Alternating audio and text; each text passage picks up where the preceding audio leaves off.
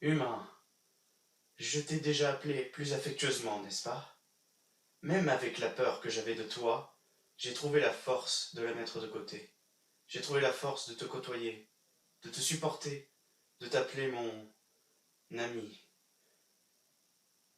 Mais là, quel est ce sentiment? Je sais ce que c'est. C'est de la haine contre la personne qui est venue de si loin, juste pour détruire un vieil ami. Mon œil, il ne s'active que lorsque de terribles sentiments comme ceux-ci existent. Et grâce à lui, je vois tout ce que tu m'as caché auparavant, tout ce que tu as fait et tout ce que tu souhaites faire. Sens m'a dit que le moment où il arrêterait de se préoccuper de quelque chose sera le moment où tout s'écroulerait.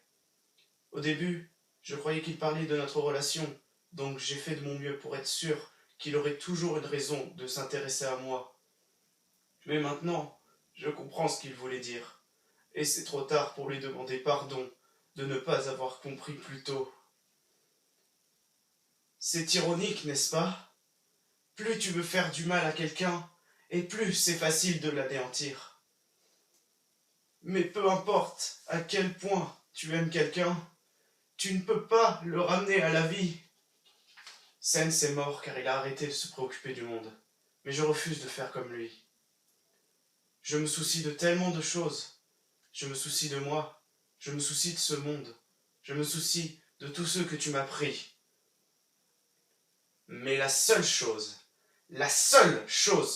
dont je ne me préoccupe plus, c'est de toi. Je ne vais pas te faire passer un mauvais moment. Quelqu'un comme toi, qui a appris tant de choses, ne mérite pas de se faire offrir quoi que ce soit. Mais quelqu'un comme toi mérite un égal. Quelqu'un qui veut protéger avec chaque goutte de la même détermination que tu utilises pour détruire.